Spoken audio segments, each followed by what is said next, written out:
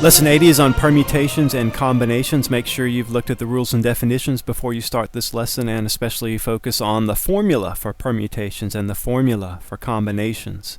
So let's start with part A here on the fundamental counting principle, which was also part of your rules, and permutations. We'll kind of cover both of those at the same time, and I think it'll be helpful to compare and contrast fundamental counting principle with permutations, and then in part B with combinations. So these are just different ways of working with numbers, and a good way to start is just to think about a simple example. Let's just use the letters A, B, and C. How many different ways could you arrange them? So to begin, we could draw three boxes or cells, one for each letter. So we could put a box here, a box here, like that. Now we could put any of the three letters in the first cell.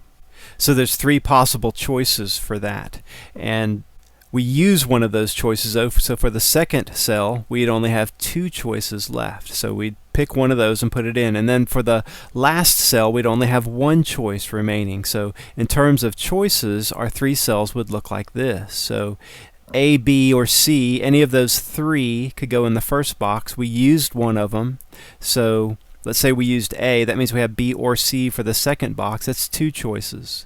And then for the third box, we just have one left. What are we trying to do here? Remember what we said? We're trying to find how many different ways could you arrange these three letters. So all you have to do is do 3 times 2 times 1 is 3 times 2 is 6 times 1 is 6. 6 different ways. Is that right? Well, since it's a simple example, you can just verify it real quick. Let's put A first. Then we have two choices, B, C, or we could have A, C, B, right? What if we did B first? Then we could have AC, or we could have CA. What if we had C first? We could have AB, or we could have BA. See? 6 different ways that we could arrange them. We'd say there's 6 permutations.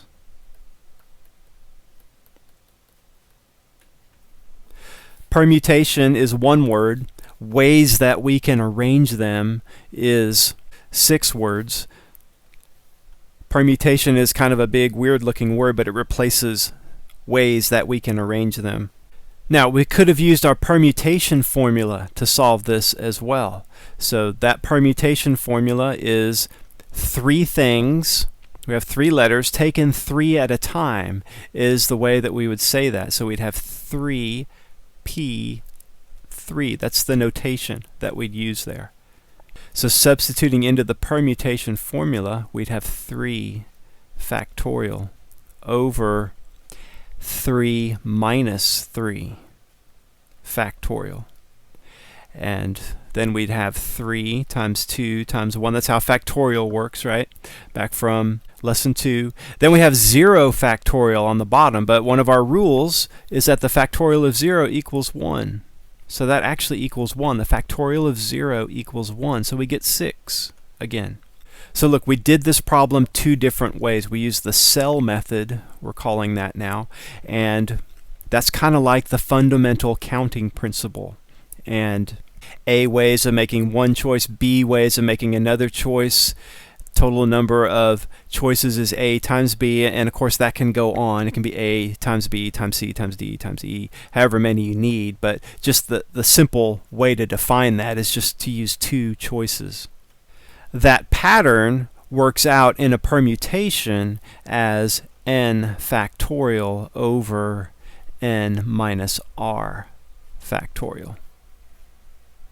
So let's apply the fundamental counting principle and permutations and do some problems here. Find the number of permutations for each of the following. So in A, we have the number of permutations of 7 things taken 5 at a time. So let's do this in 2 different ways. Let's use the cell method first. So 7 things, doesn't matter if they're ducks or wombats or whatever they are, just 7 things taken 5 at a time. So that means we'd have 5 cells if we use the cell method. 1, 2, 3, 4, 5. And so any of the 7 could go in the first spot. We used 1, so then we have 6, then we have 5, then we have 4, then we have 3. Get your calculator out. Multiply that. 7 times 6 times 5 times 4 times 3. However you want to do that. You could maybe do 7 times 6 in your head is 42 times 5. 4 times 3 is 12. So maybe do 42 times 5 times 12 just to speed things up. Or 42 times 60, because 5 times 12 is 60. And you should get 2,520. That's the number of permutations of 7 things taken 5 at a time. So all of the ways you could arrange 7 things taken 5 at a time. So if you had 7 friends and you put them in order, just 5 of them at a time, there's 2,520 different ways you could put your friends in a line. That seems like a lot, but that's what this is saying.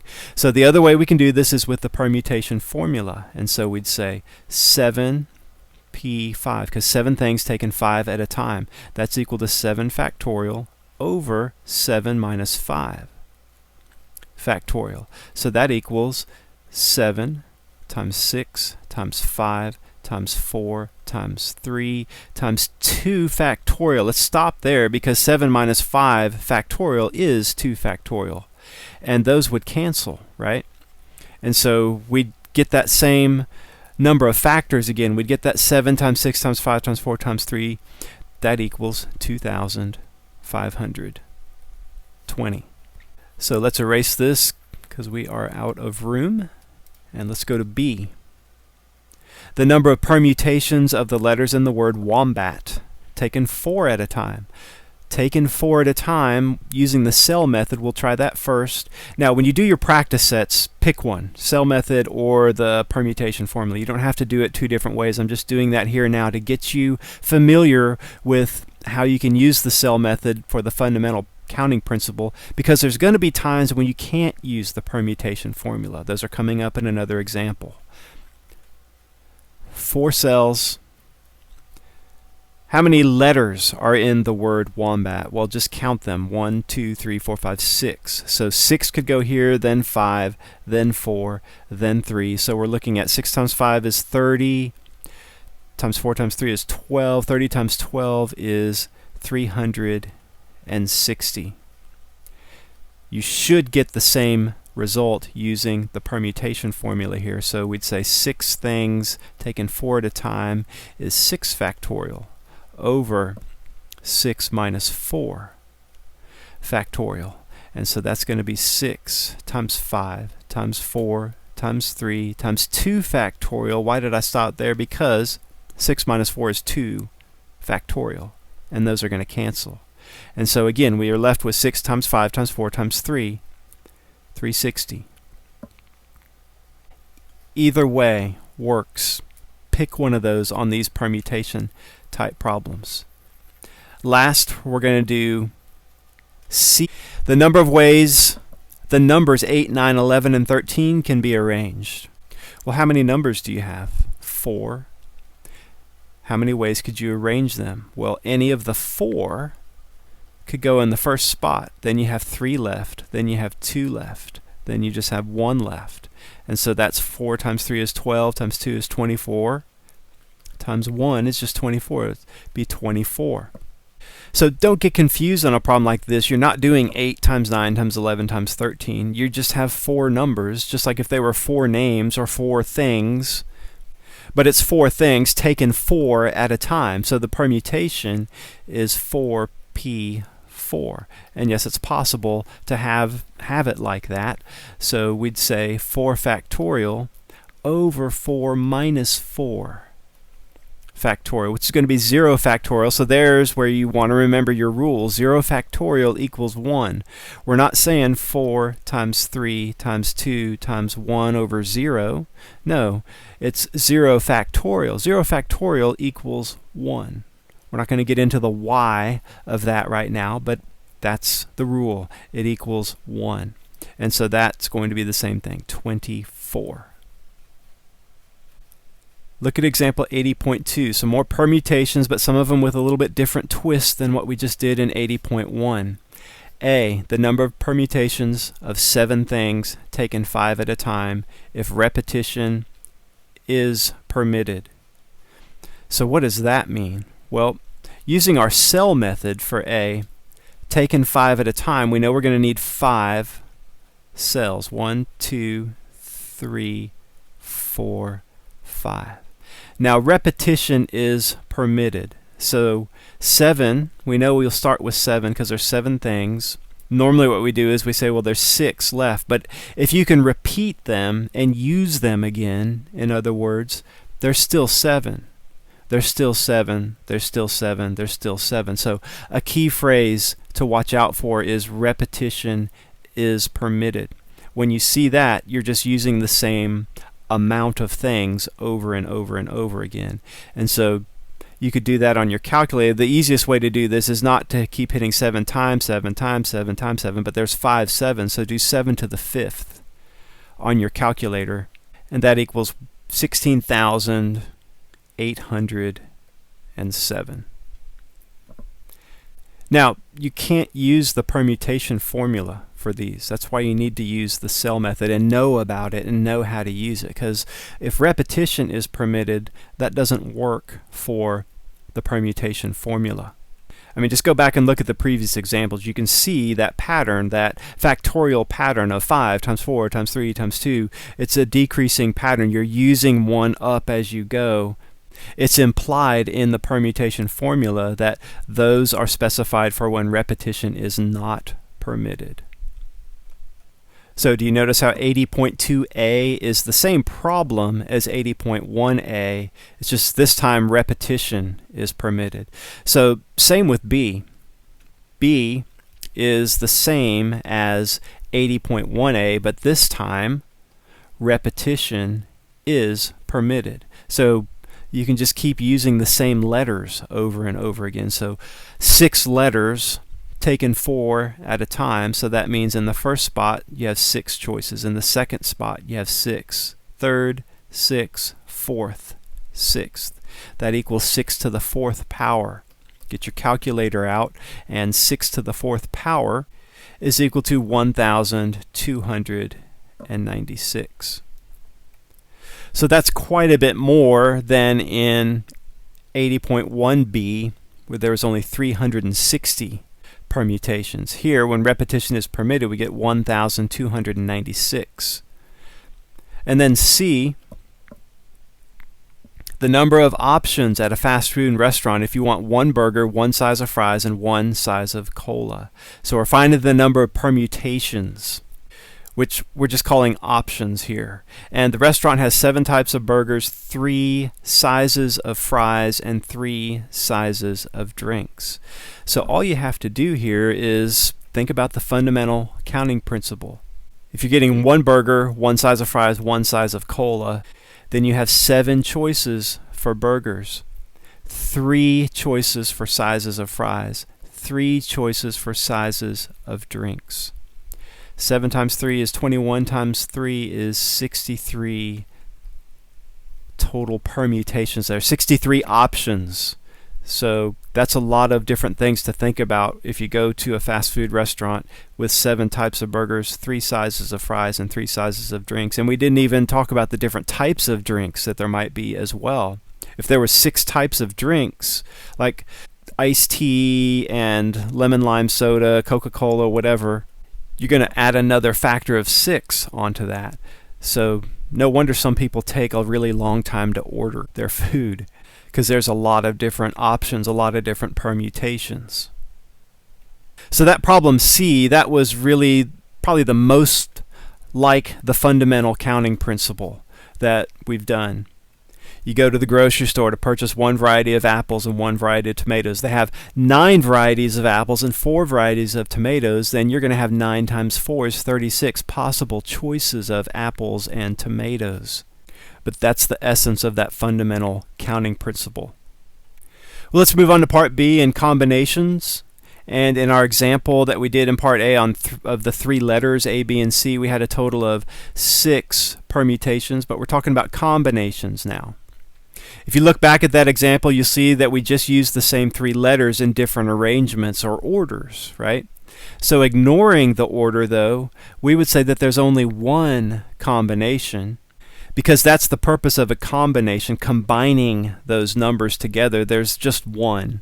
A combination differs from a permutation because it removes the effect of order. So one way we can see that is in the combination formula of NCR. And let's write the permutation formula down. NPR, that equals n factorial over n minus r in parentheses factorial. The number of combinations, NCR, is again n factorial, and again over n minus r factorial, but then divided by r factorial. N things taken r at a time. So the letters in the word wombat, 6 things taken 4 at a time was our example. How many are in the order? There's 4 of them in the order. How do we get rid of the effect of order? We divide by the order factorial. So for our problem with 3 letters, 3 things taken 3 at a time, 3C3 is equal to 3 factorial over 3 minus 3 factorial times 3 factorial. You see those cancel, the 3 factorials? We're left with 1 over 0 factorial, which is 1, right? So that equals 1. We have one combination. Write this down if you haven't done it already. Combinations remove the effect of order from a permutation. Let's do an example. Find the number of combinations of each of the following here. So A, number of combinations of 7 things taken 5 at a time. So the same example as in 80.1 and 80.2A. So 80.3A, doing the same thing, but we're doing the combinations this time. So key word there, combinations. We can't use the cell method. We can't use the permutation formula. We have to use the combination formula. 7C5 is equal to 7 factorial over 7 minus 5. Let's just write that down. 2 factorial times r factorial, 5 factorial. So that's going to give us 7 times 6 times 5 factorial over 2 factorial is just 2 times 1 is 2. But times 5 factorial, let's leave that alone because we can cancel it. And so you kind of look ahead on these and see that if there's a factorial you can cancel out, think ahead on them so that you don't have to write a bunch of times 5, times 4, times 3, times 2 out. Now, what are we left with? 7 times 6 is 42 over 2. That's 21. 21 combinations. Removing the effect of order there. We get 21 combinations for 7 things taken 5 at a time. So let's erase that and go on to B. So this 80.3b is like 80.1b is like 80.2b, the number of combinations of letters in the word wombat taken 4 at a time. So this time we want to do 6, because there's 6 letters. C4 is equal to 6 factorial over 6 times 4, again, is 2 factorial times 4 factorial.